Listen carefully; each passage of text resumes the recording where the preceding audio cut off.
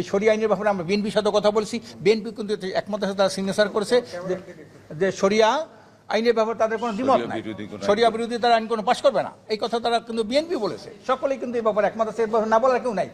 আমরা কিছু 4টি মৌলিক প্রস্তাব সেখানে উপস্থাপন করেছি।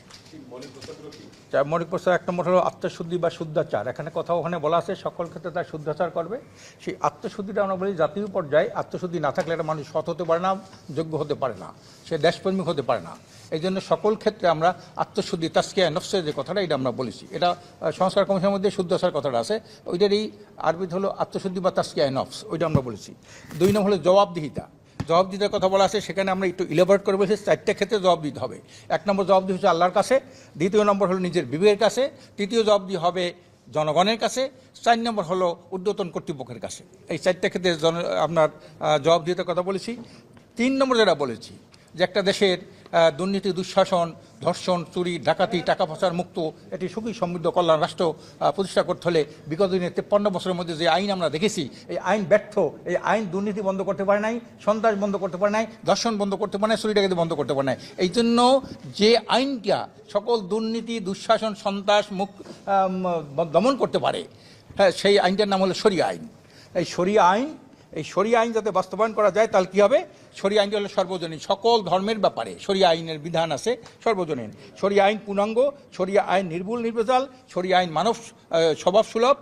তারপর হলো এটা দুষ্টের দমন সৃষ্টির পালন করতে পারে। শরিয়া আইন দর্শন, চুরি, ডাকাতি, দুর্নীতি, সন্ত্রাস বন্ধে এক দৃষ্টান্তমূলক শাস্তির বিধানের নাম হলো শরিয়া আইন। এরপর হলো শরিয়া আইন প্রতিষ্ঠিত হলে সরকার ভক্ষক না হয়ে রক্ষক হবে দেশের। এই শরিয়া আইনের কথা বলেছি। এই শরিয়া আইনের ব্যাপারে আমরা বিএনপির সাথে কথা বলছি। বিএনপি কিন্তু একমতের সাথে তারা সিগনেচার করেছে যে শরিয়া আইনের ব্যাপারে তাদের কোনো দ্বিমত নাই, শরিয়া বিরোধী তারা আইন কোনো পাশ করবে না, এই কথা তারা কিন্তু বিএনপি বলেছে। সকলেই কিন্তু এই ব্যাপারে একমত আছে, না বলার কেউ নাই। আর আজকের ডক্টর ইউনূস সাহেব এত ভালো একজন লোক, বিশ্বের একজন আইকনিক লিডার সে, কিন্তু তারপরে সে 8 বছরের মেয়ে ধর্ষিত হয়, 4 বছরের মেয়ে ধর্ষিত হয়, দুর্নীতি হয়, তারপরে এই যে দখলবাজি হয়, টেন্ডারবাজি হয়, চাঁদাবাজি হচ্ছে, এগুলো বন্ধ হচ্ছে না। এগুলো কোনোদিন করতে পারবে না যদি শরিয়া আইন বাস্তবায়নের দেশে না হয়। তারপরে চাইনি বলে পিয়ার পদ্ধতি নির্বাচন। আমরা সকল নির্বাচনটা পিয়ার পদ্ধতি চাই। আজকে সারা দুনিয়ার মধ্যে 91টা দেশে কিন্তু পিয়ার পদ্ধতি নির্বাচন আছে, আপনারা জানেন, সবাই জানেন। একমাত্র একটি স্বৈরাচার যদি স্থায়ী কোনো প্রতিরোধ করতে হয়, তাহলে পিয়ারের কোনো বিকল্প নাই। 2 নম্বর হলো সংস্কার যদি করতে হয়, রাষ্ট্রের সংস্কারের জন্য সবচেয়ে বড় উপাদান হলো আনুপাতিক বা পিয়ার পদ্ধতি নির্বাচন। তারপরে 24-এর যে গণঅভ্যুত্থানের এই চেতনা বাস্তবায়নের এক যুগান্তকারী পদক্ষেপ হলো পিয়ার পদ্ধতি নির্বাচন। তারপর হলো দেশের রাজনীতি এক নূতন যুগে প্রবেশ করার হাতিয়ার হলো পিয়ার পদ্ধতি নির্বাচন।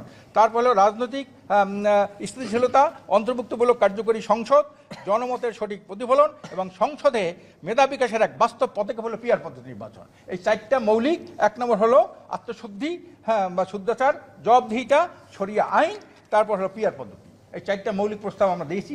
টোটাল জিস্টের মধ্যে 4টা মৌলিক প্রস্তাব আমরা এদের কাছে দিয়েছি এবং অনেক কিছুই আমরা সেখানে পর্যালোচনা করেছি, কোনটা একমত আছি, কোনটা দ্বিমত আছি। আমরা প্রেসিডেন্ট ভোটও আমরা প্রত্যক্ষ জনগণের প্রত্যক্ষ ভোটে প্রেসিডেন্ট ভোট চাই। শুধু প্রধানমন্ত্রী সংসদ হবে তা না, সংসদ নির্বাচনের সাথে প্রেসিডেন্ট যে নির্বাচন সেটাও আমরা জনগণের প্রত্যক্ষ ভোটে আমরা সেটা চাই। আপনার পুরো নাম আর পদবিটা বলেন। আশরাফ আলী আকন, প্রেসিডেন্ট সদস্য, ইসলামী আন্দোলন বাংলাদেশ। আপনারা বাংলাদেশের নাম পরিবর্তনটা কি করেছেন? হ্যাঁ, বাংলাদেশের নামটা আমরা বলছি, বাংলাদেশটা বলছি people's welfare state of Bangladesh, একটা জনকল্যাণ রাষ্ট্র। বাংলাদেশ হবে একটা জনকল্যাণ রাষ্ট্র অফ বাংলাদেশ।